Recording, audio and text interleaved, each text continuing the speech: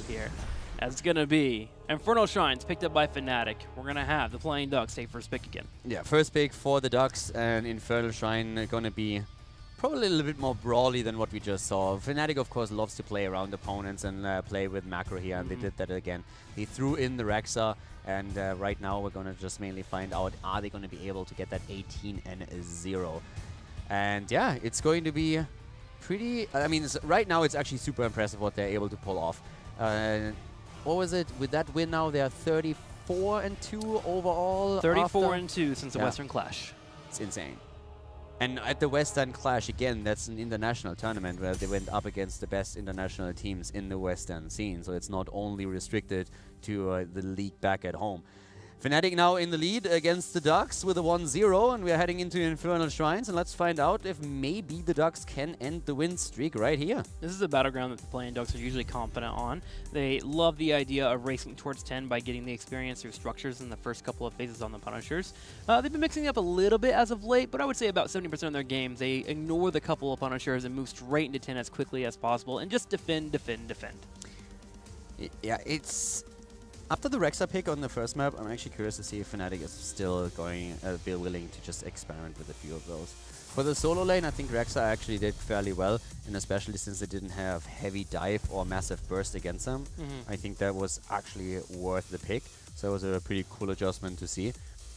We know that they are already qualified, so again, this is more about an exhibition match at this point. For the Ducks, it's also a lot about like field testing their new setup right now. As they've said in the past, it's all about the Crucible play.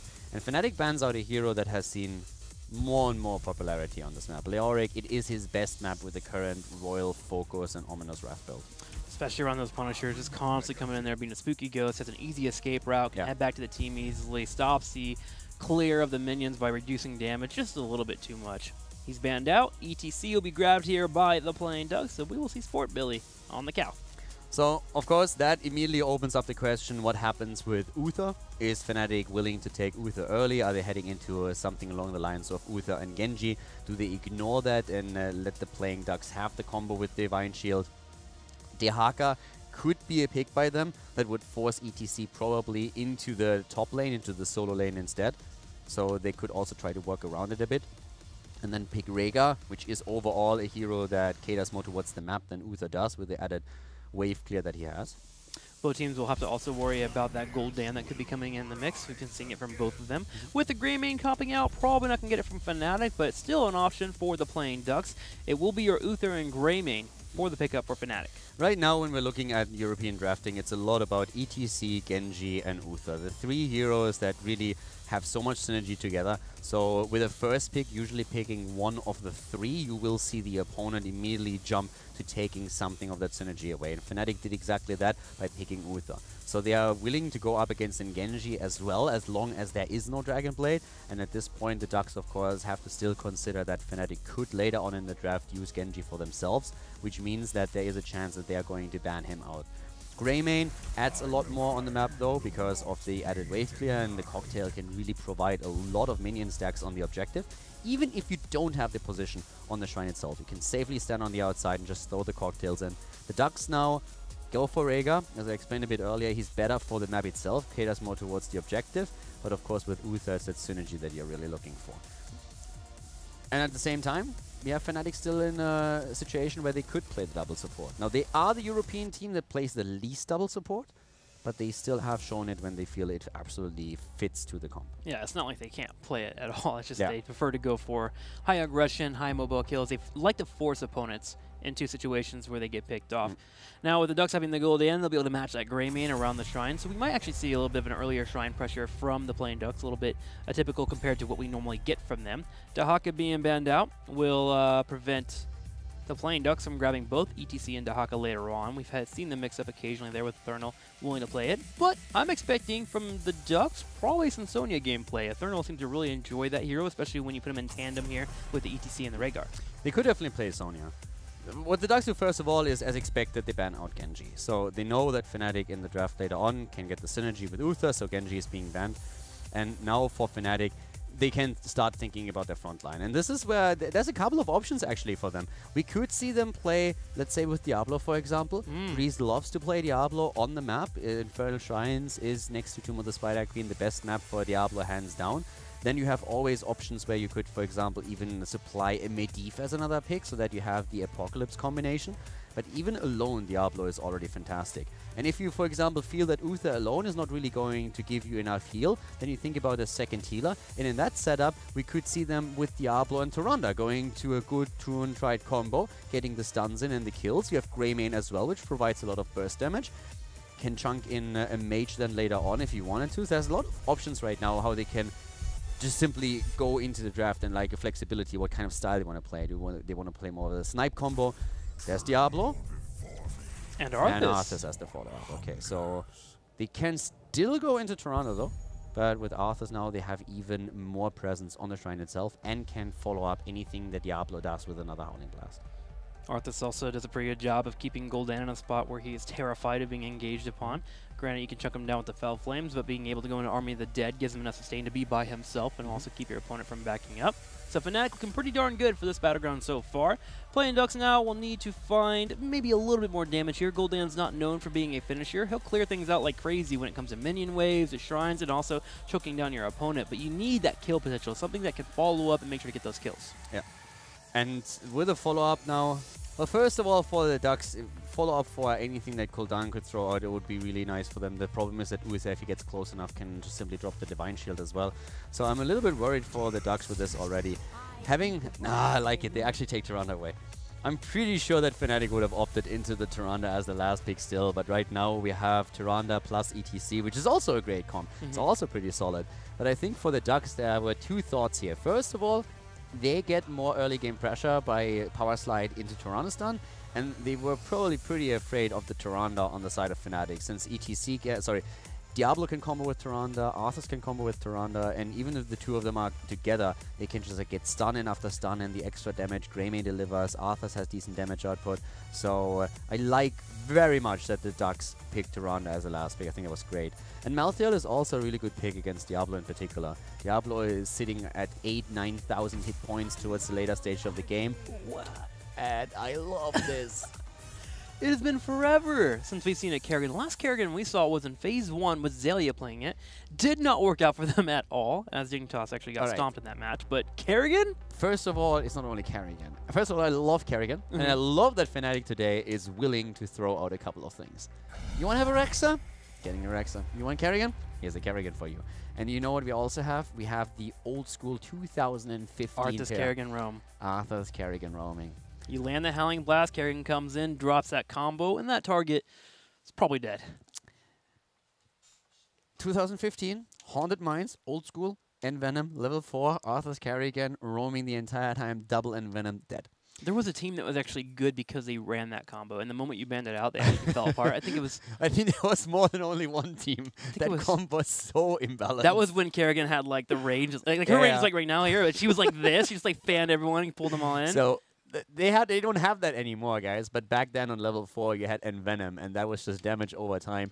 And we're talking, of course, about like it was alpha, beta times. Yeah, the Glorious exclamation mark was known for running it with CP back in the day. Everybody just ran that. It was so good, and especially on Haunted Mines, which was one of the we had like how many maps did we have back then? 4 or something. Yeah, Cursed Hollow, Haunted Mines, Blackheart's Bay, Dragonshire. Yeah, and that was it. So we had 4 maps back then, and that very few heroes, and that was one of the big combos. If you could get Arthas Kerrigan in your mix, then after level 4, heroes just dropped like flies everywhere. Double Envenom, 1 combo pulled off, Arthas with a Howling Blast, goodbye. That duo alone just killed entire teams. Now the things have changed, heroes have been completely reworked, but it's so cool and a bit nostalgic to see the two on the side again.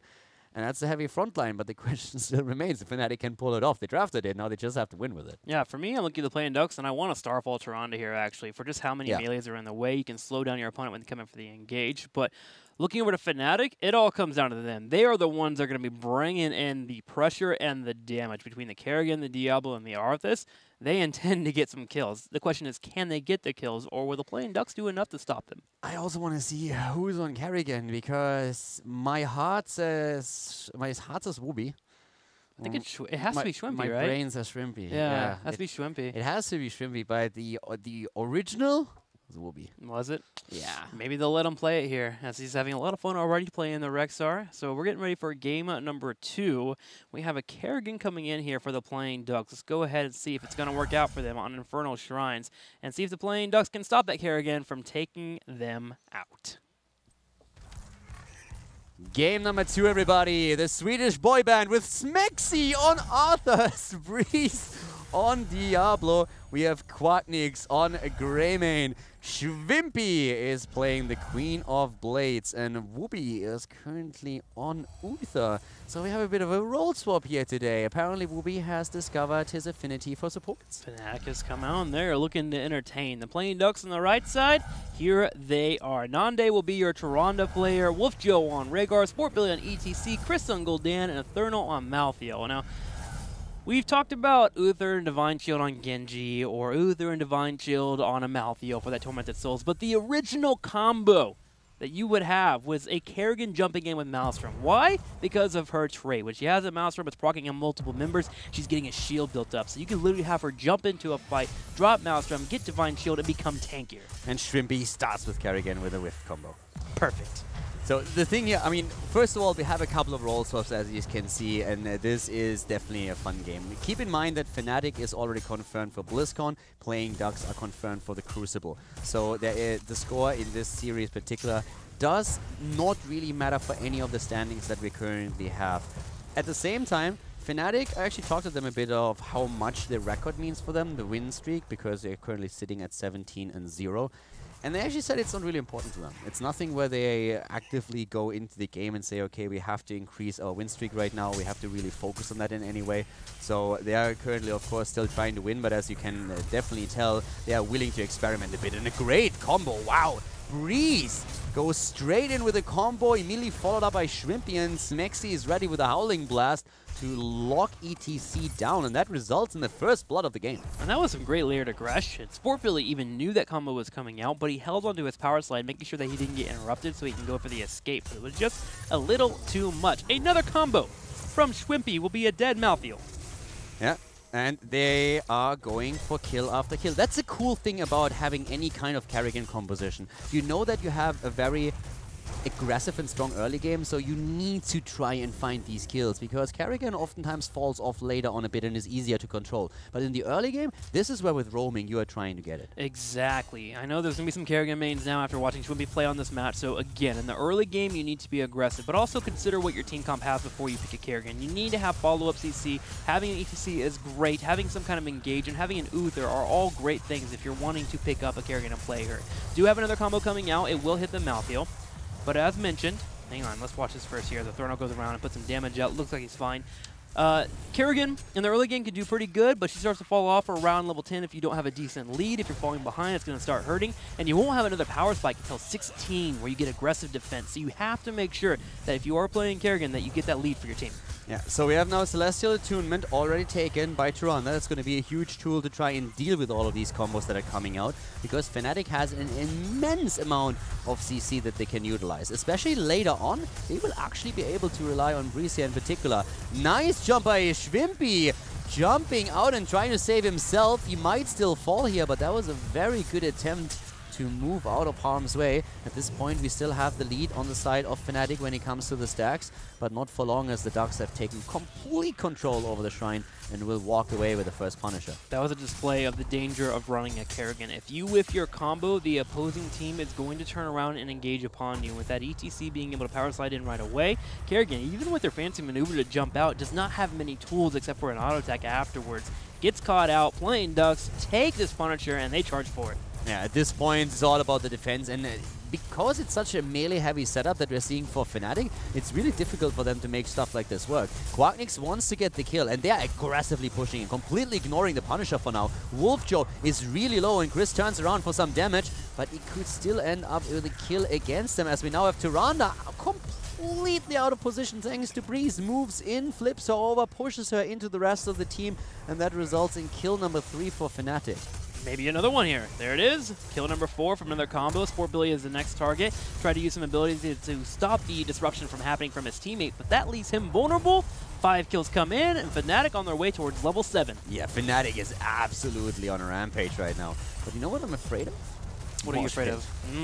Mosh pit against this, I mean, there are a lot of interrupts, don't get me wrong, but if at any point Fnatic tries to go for a kill into a backline and they don't get it and ETC gets the slide in the mosh pit with such a melee-heavy composition, it's going to be incredibly difficult for them to avoid it. So after level 10, they will have to be very cautious in the team fights about what they do.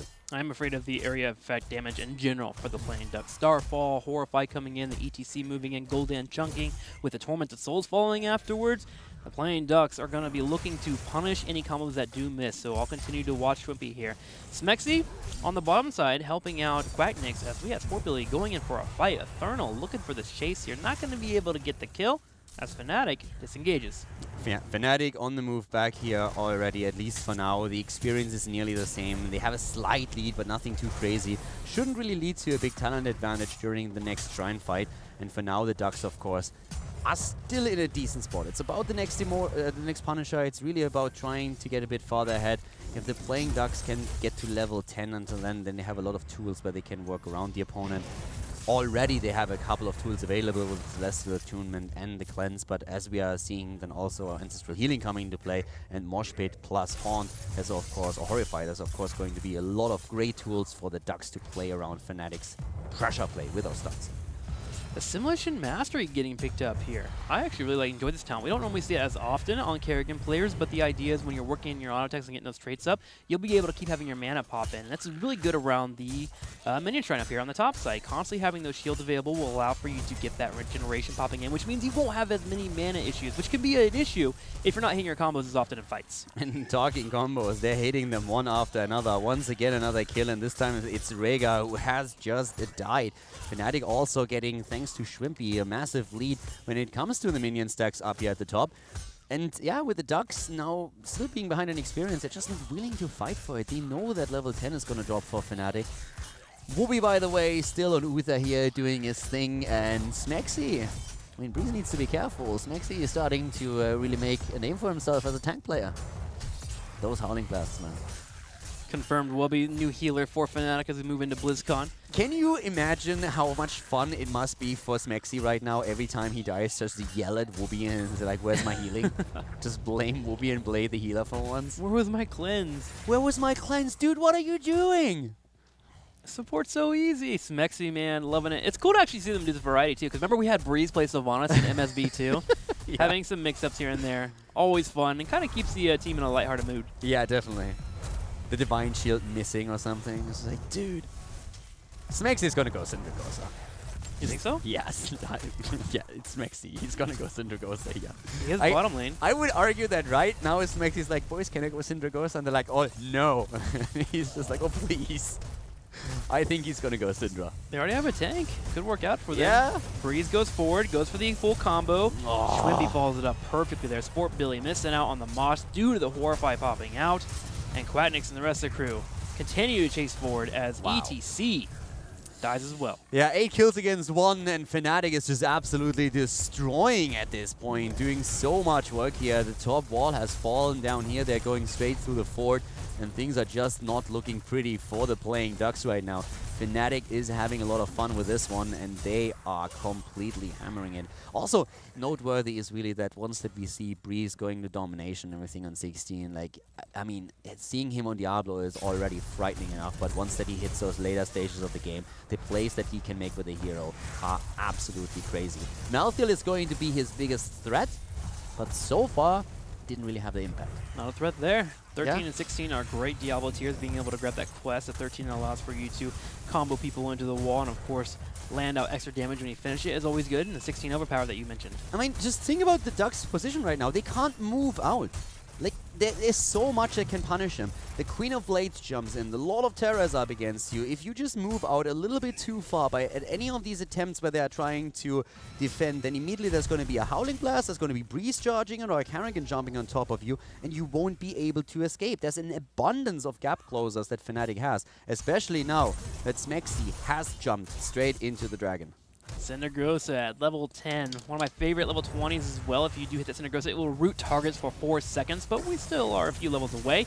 Mexi getting caught here in the middle. We'll take the Hunter. Mark trying to live for the moment. Combo does come out, does not connect. Apocalypse hitting a couple members. Eternal moving forward with the Tormented Souls, but Schwimmy at the same time pops Maelstrom. Be able to continue moving forward. Horrify used just so the Playing Ducks can disengage. Cindergrosa value right here, connecting with every single player of the team. The Apocalypse actually hitting the backline at least and making sure that for a second they can't do any damage, so that helped a little bit. But as you can tell, nothing is going the Playing Ducks' way. We are also 9.5 minutes into the game. We are nearly on level 13 for them, and we have Tyrande with 15 stacks so far, so not really getting a whole lot of value out of the Owl build. And yeah, at this point, Fnatic is 2 levels ahead. They have taken out 2 of the forts, and they're just dominating the entire map. And they can leave Kerrigan here to clear out the shrine just fine. She'll be building up shields here as well, working on that mana with that Assimilation Mastery. Also getting the Ravage at 13, so she can dive a little bit further into engages. Things are looking up here for Fnatic. Playing Ducks, just trying to buy time here, even setting up a trap on the right side. Yeah, Shrimpy absolutely rocking that cooldown reduction here. This is one of the most dangerous things, and yep, there is our trap. I'm pretty sure that, okay, Whoopi face checks the bush. No fear. We need to show him the video again. Tank Uther. Yeah. No Dahaka here. Okay, Breeze also trying to get another kill here, but this time it doesn't work out. Cindergrosa's on a 20-second cooldown, so they can't even use it with the Punisher. But instead, they're breaking through the wall. Here comes the jump, immediately trying to land the combo, but Wolfjaw moves out. Nanda as well. Right now, they're just pushing in heavily. Cindergrosa is going to be ready in another couple of seconds, but I'm not quite sure if they're really going to be willing to commit it to this fight here. But they still push in with another camp. Punisher is down. Malthael is still there. Starts to jump in a bit. Playing Ducks about to hit 13, and Fnatic is already working on their level 16 talent, half a level away.